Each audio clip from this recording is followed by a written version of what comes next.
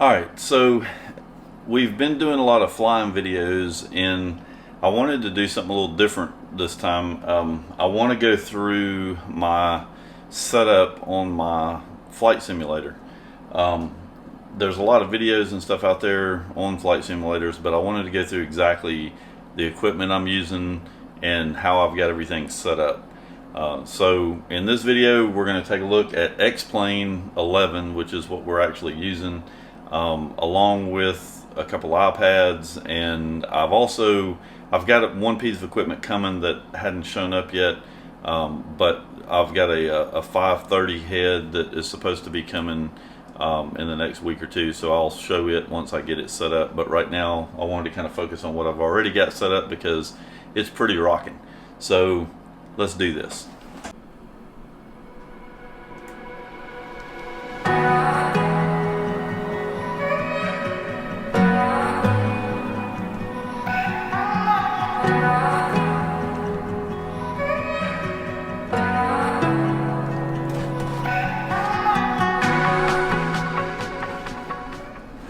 Alright, so one of the things that I'm using is a program called Air Manager, and it actually runs on my iPad, and I'm going to show you real quick how this works, as well as how to get it set up on Windows. Now, essentially, and there's a Mac driver, a Linux driver, and a Windows driver. I'm running X-Plane on this setup is actually running off of a Windows box.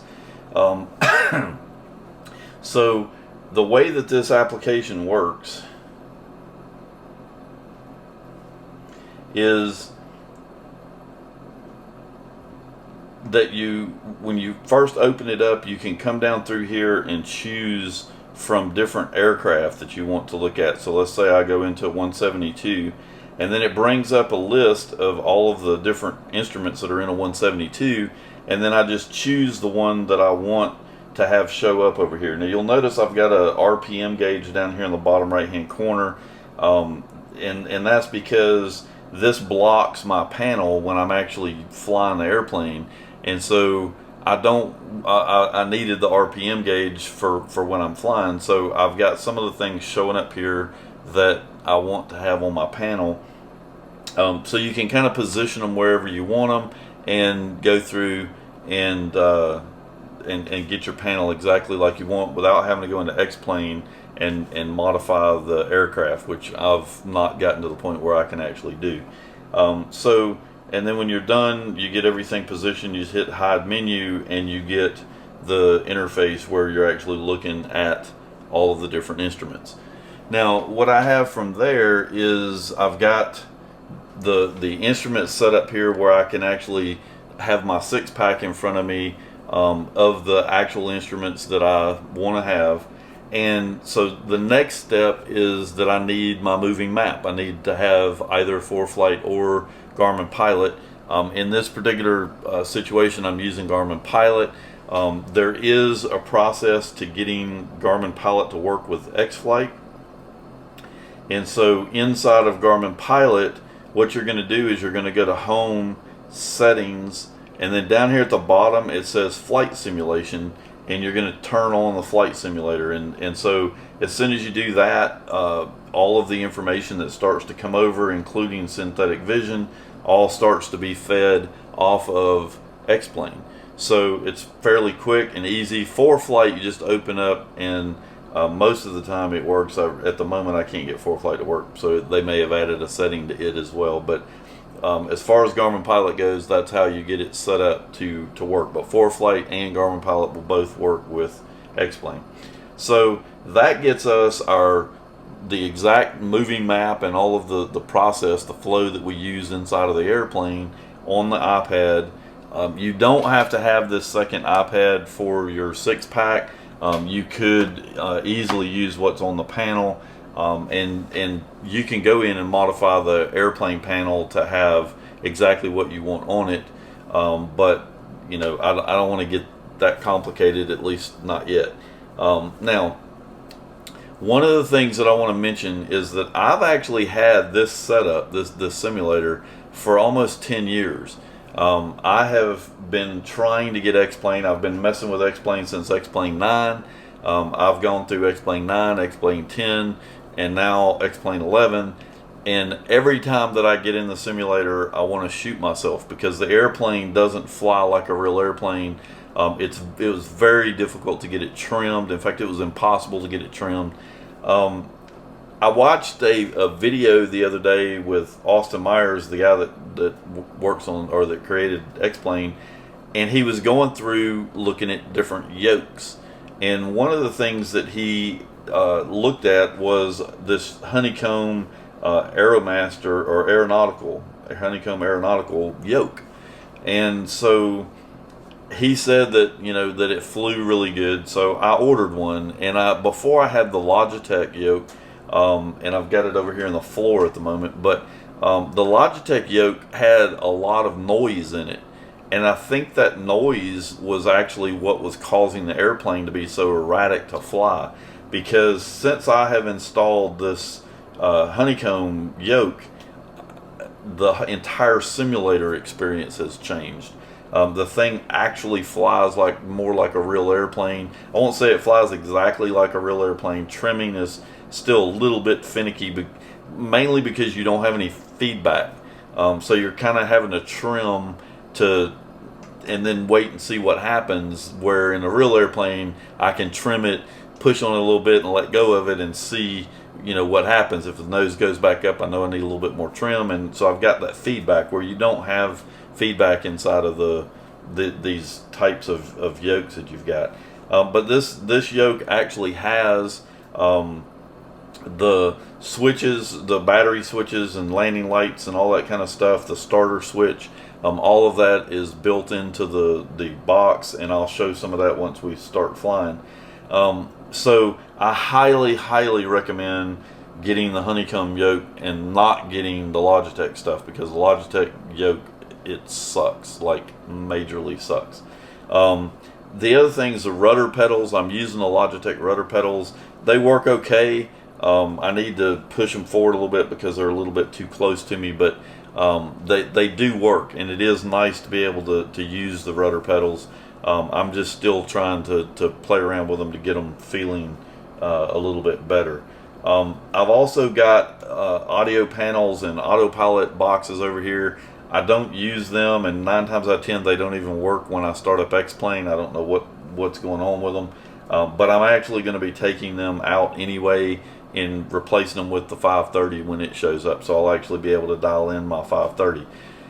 Which is the other thing with having the autopilot or the iPad up here with my 6-pack, is I actually can change my direction and everything with my finger instead of having to use a mouse up here on the panel. Because one thing I don't like is I don't like having to sit here with a mouse to change frequencies and change my radio configuration and all that. It's completely unrealistic, and it does work and it lets you do some pretty cool stuff, but it's just not something that I want to do for practicing IFR stuff. So my main goal is to be able to actually shoot approaches in this and get, stay up to date on reading the approach plates and going through the process and making sure that I can fly the airplane while I'm looking at the iPad, or wherever it is that I've got my charts.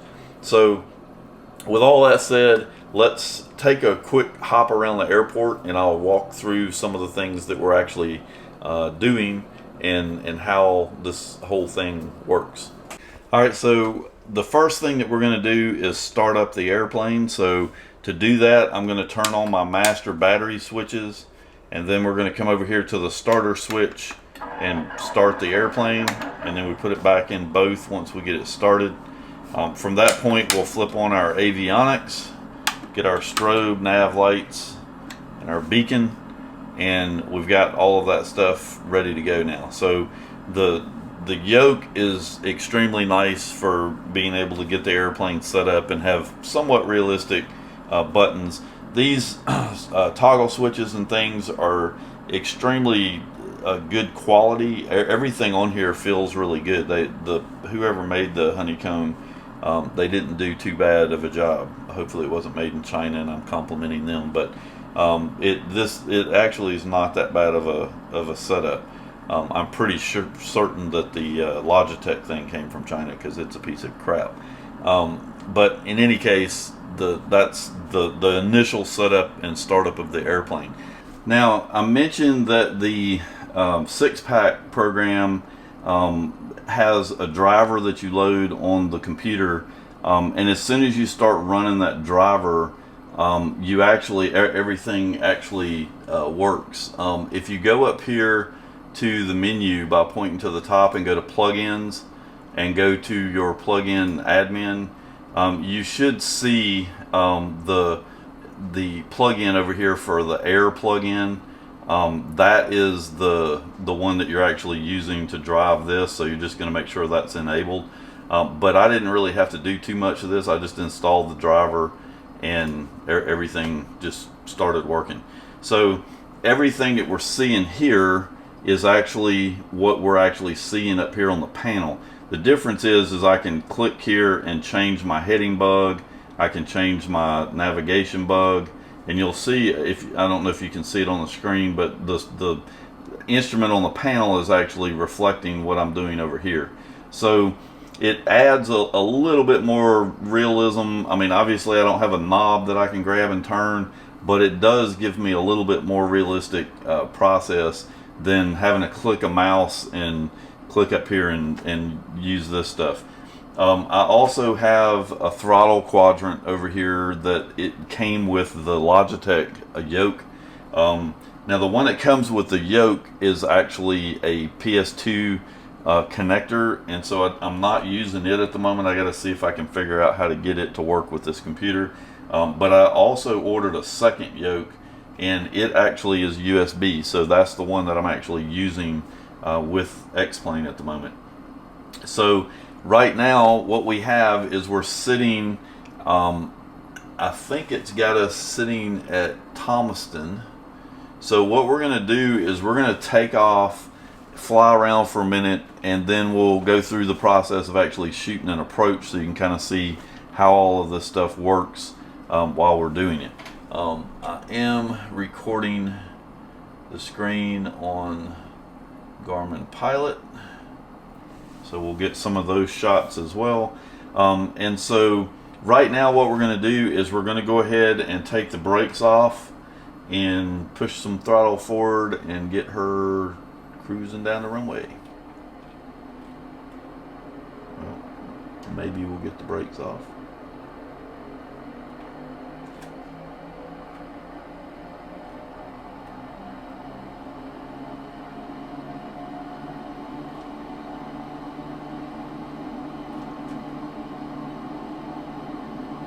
Alright, so our airspeed is coming up here. So about 65 or so. I hate this squealing tire thing that they do. It drives me crazy, but get her up off the runway here. One of the things that's a little odd to me with the X-Plane is taxiing and taking off.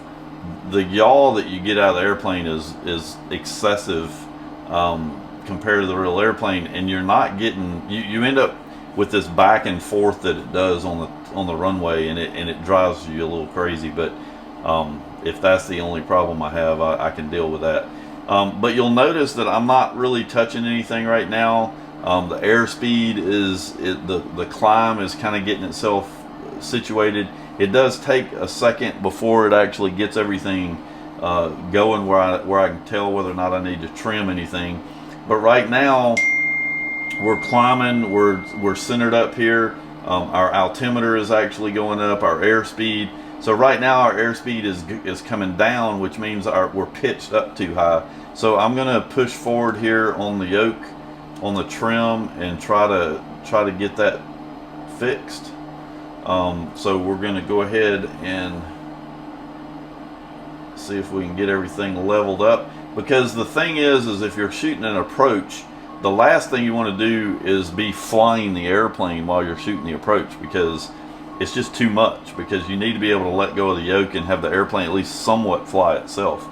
Now I'm going to turn off synthetic vision for a minute, and so you can see here we're actually flying away from Thomaston at the moment, and so we're going to go ahead and do that. We're going to let it continue to fly away. Now we're in the clouds now, so we can no longer see. So this is where the 6-pack scan comes in, and we really need to pay attention to what we're doing. So I'm going to get back over here on our heading because we kind of turned off of our heading a little bit.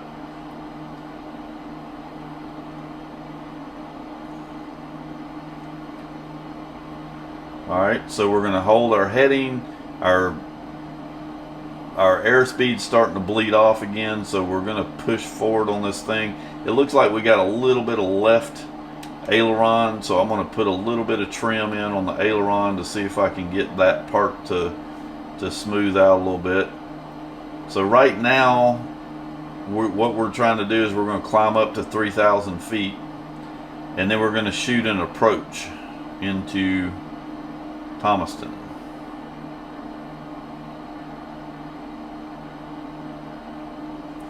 So I want to go over here and we'll pull up this larger copy of the 530 because we're going to use it here in just a second. So right now I'm going to pull back on the RPM. I've got my RPM gauge down here, so I'm going to pull it back to about 2100 RPM for a minute. We're going to push the nose over because we're at 3,000 feet, so we want to stop climbing.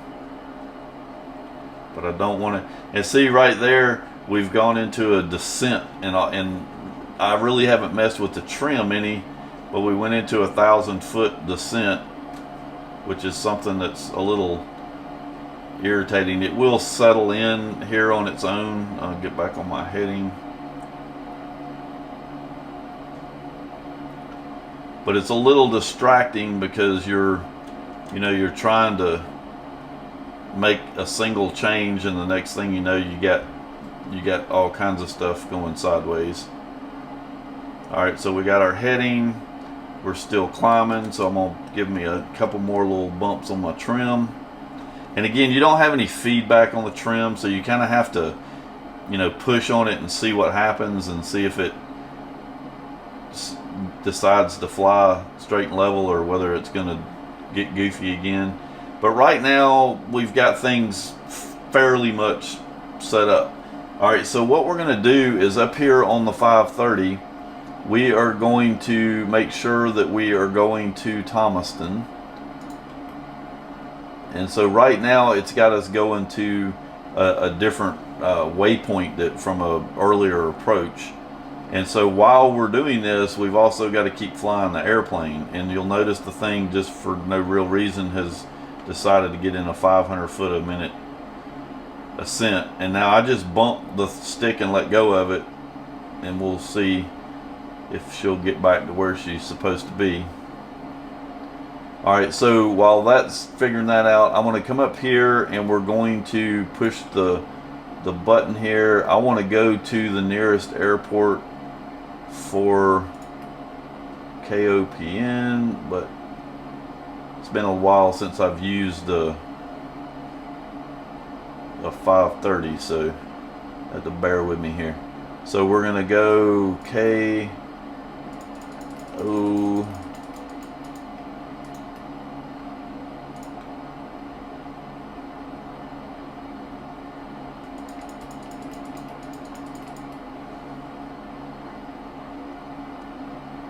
And she's still climbing.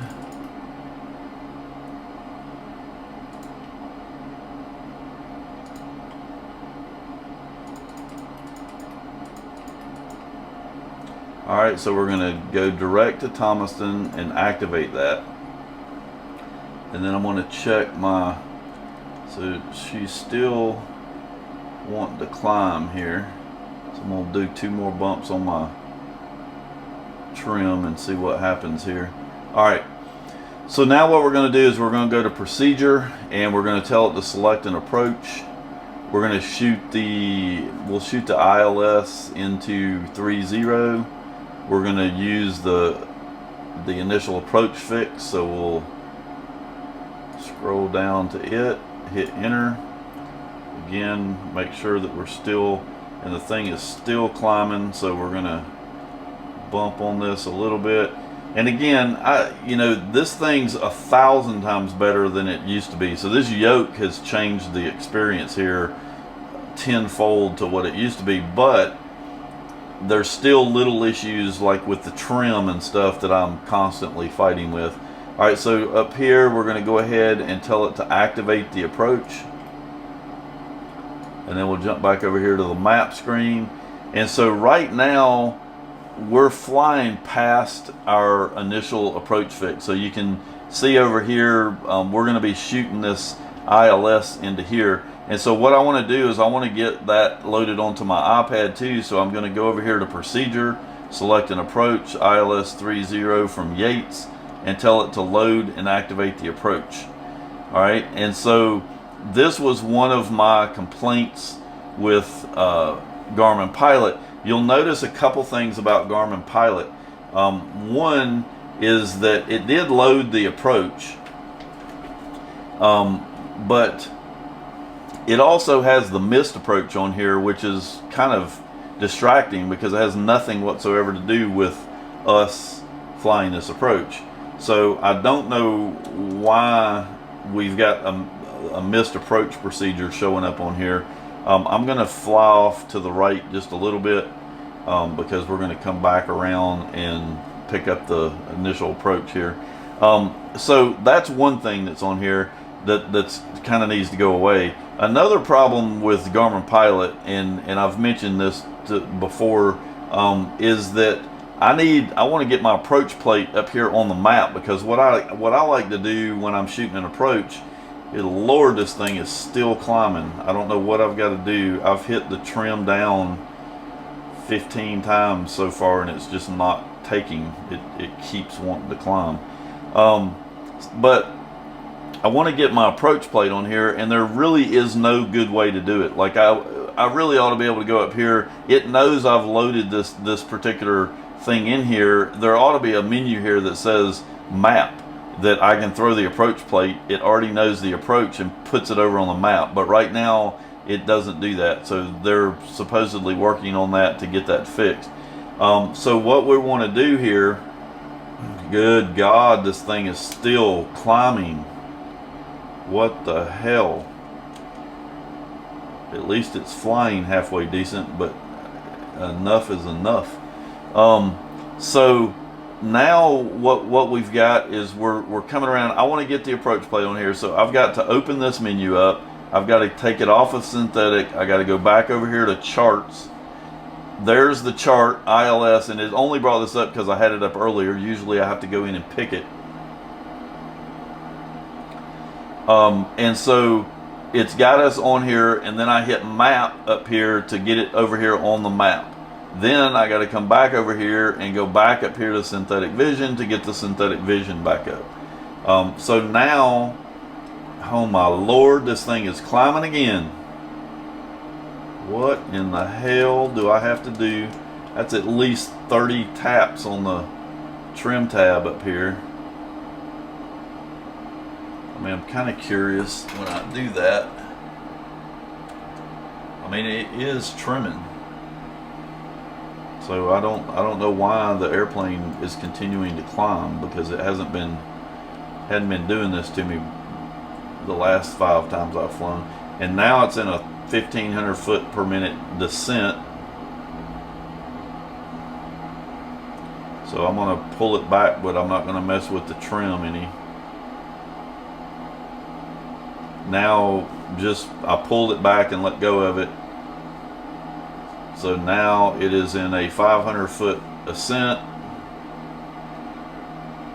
So I don't know what's going on with this. This is kind of crazy because it hasn't been doing this earlier. We'll pull back on the throttle just a little bit more. Get about 2,300 RPM. So now we're going back into a descent. So I'll put 2 more bumps up this time to try to cancel out the descent.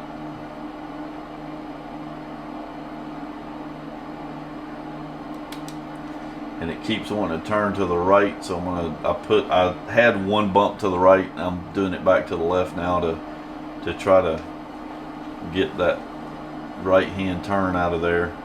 We're also crabbing a little bit, which would make me have to step on the right rudder pedal, which is going to actually make that turn even worse.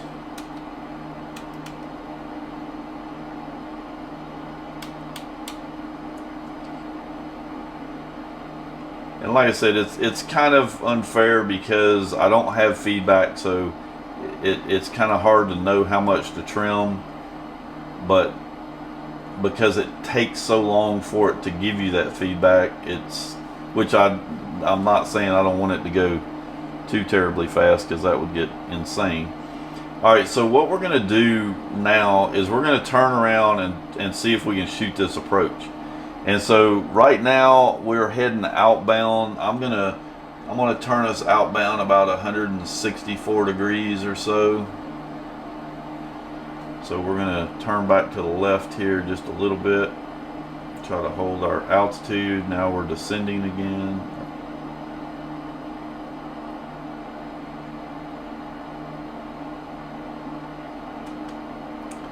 Alright, so we're gonna hold our altitude right here. Hold our heading. So the ball's centered. Our heading is okay. I'm going to hit one more up. Okay, so we're going to fly outbound for about a minute, and we'll just kind of estimate this. And we do have a clock over here on Garmin Pilot that we can use.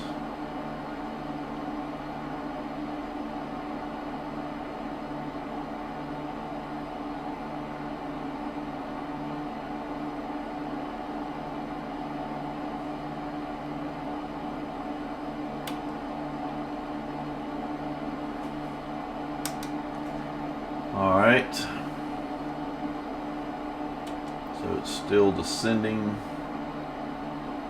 Try to get it to stop that.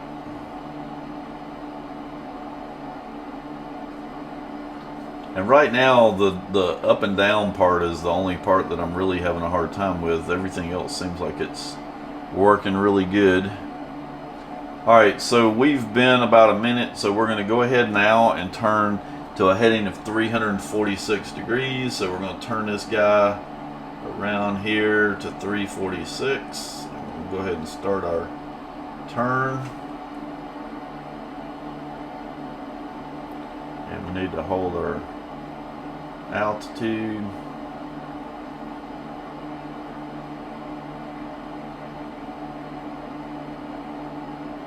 And actually on this particular approach we can come down to 2,400 feet, so I'll go ahead and let her keep coming down.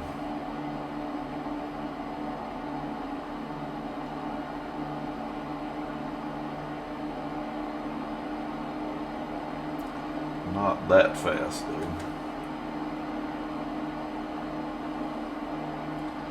Okay, what are you doing? Now we're going to ascend.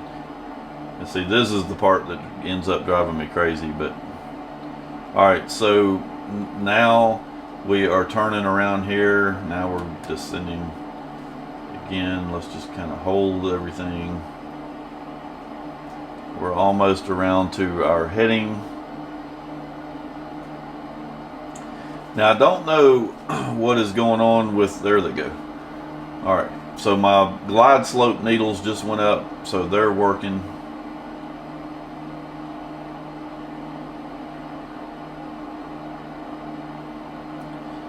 Alright, so our altitude is good. So now we are going to level off right here. Alright, so the next thing that we're going to be doing is we're going to be turning inbound. So what I want to do is I want to get this guy around here on 30. We're going to hold our altitude, everything right where we got it.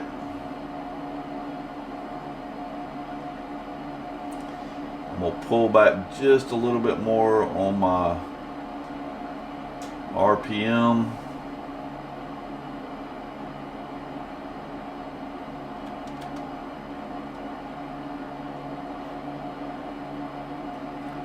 ball is centered. We're at 2,500 feet. And we're looking for the localizer. So what we're doing right now is we're waiting for this line to get centered up here.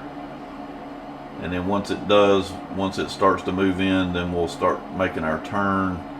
And we're turning to a 3-0 heading. As 301 is what we're looking for.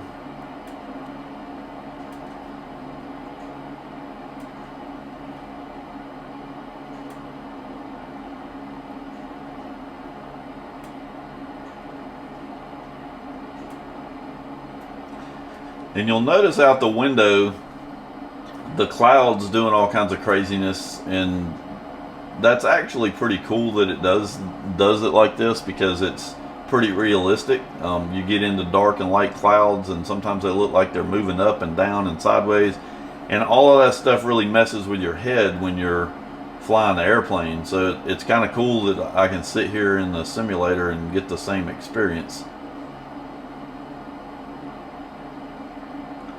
So our altitude is looking good.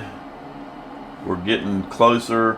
All right, so on this approach, we can come down to 996 feet is what we're actually looking for.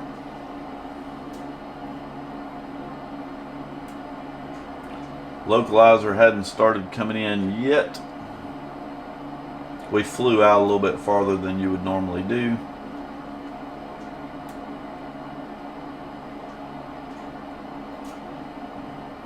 Got a little bit low. We're supposed to be at 2,400 feet or 2,340. But all you got to do is think about it, and it takes off in the other direction. So, all right. Still no localizer.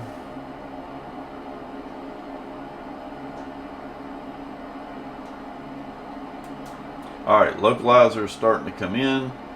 So I'm going to let it get about halfway across here. Alright, so now we're going to start our turn.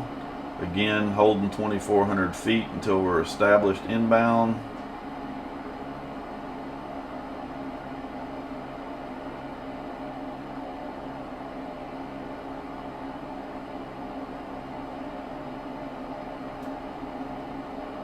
Alright, so the localizer is lined up.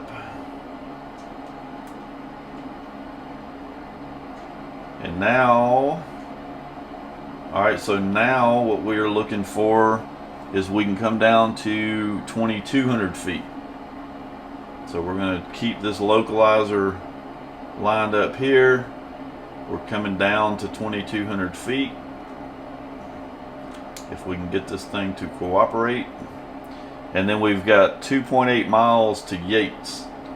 So we're looking for 2,200 feet. We've got our localizer pegged.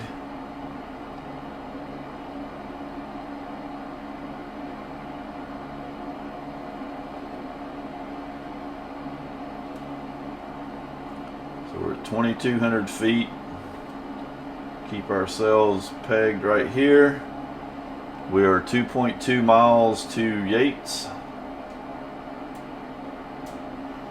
You can see on our synthetic vision that we're actually pointing a little bit off to the left of the airport, so, and that matches what our localizer is showing. We're a little bit to the left, not much, but a tiny bit.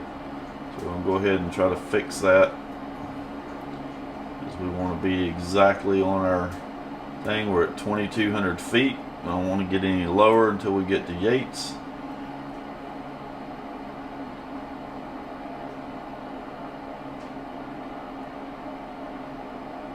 Alright, so now we got our localizer pegged again, so let's get that back on 0.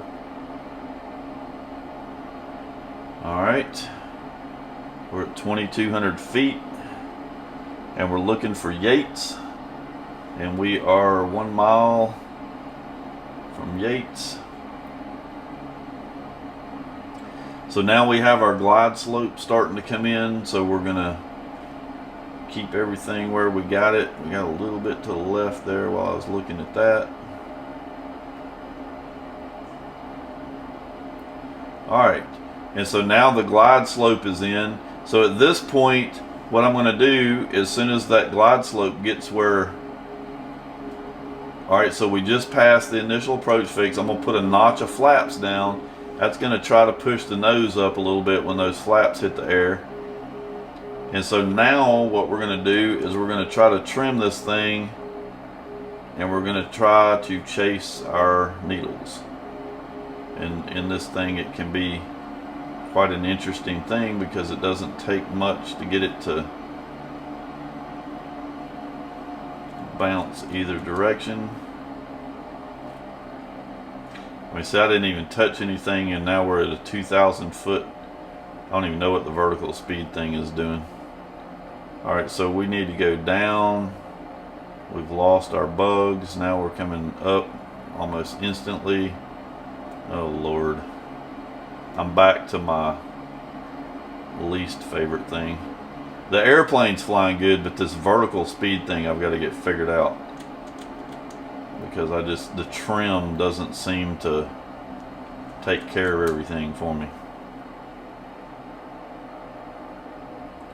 And it's too damn, you know, just a little bit of pushing forward and all of a sudden I'm in a 2,000 foot. So in reality, the glide slope doesn't move like this. I mean, it's kind of crazy for it to be jumping up and down like this.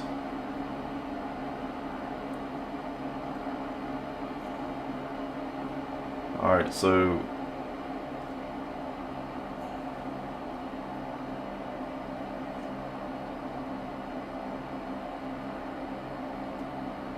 I'm just making very tiny changes to my pressure on the yoke,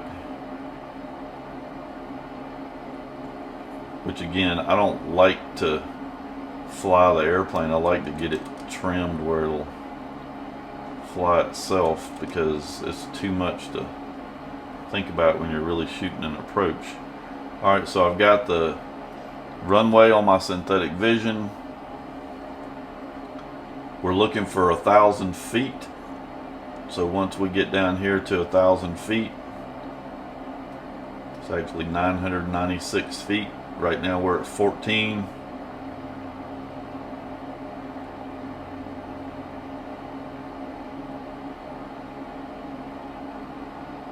A little low.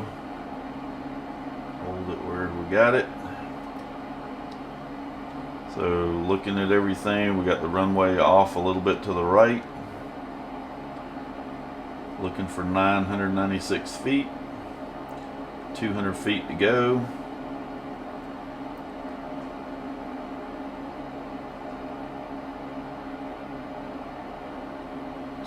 Feet to go.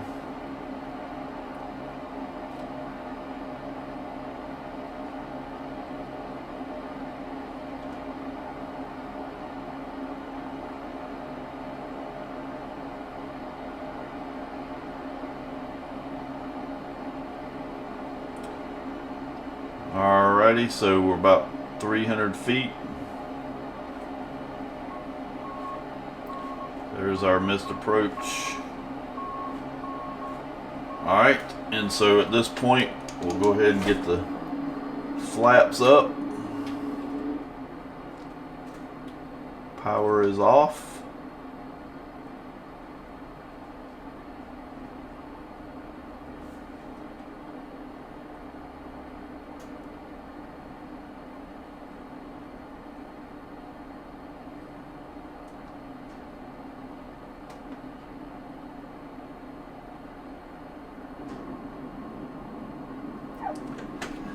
Alrighty, so as you can see, the simulator still has a little bit of things that I got to get worked out. I want to get the 530 in here so that I actually have a nice way to program in the approach and everything, so I don't have to have it up here on the screen. But overall, the experience has been 1,000 times better having this new yoke in here.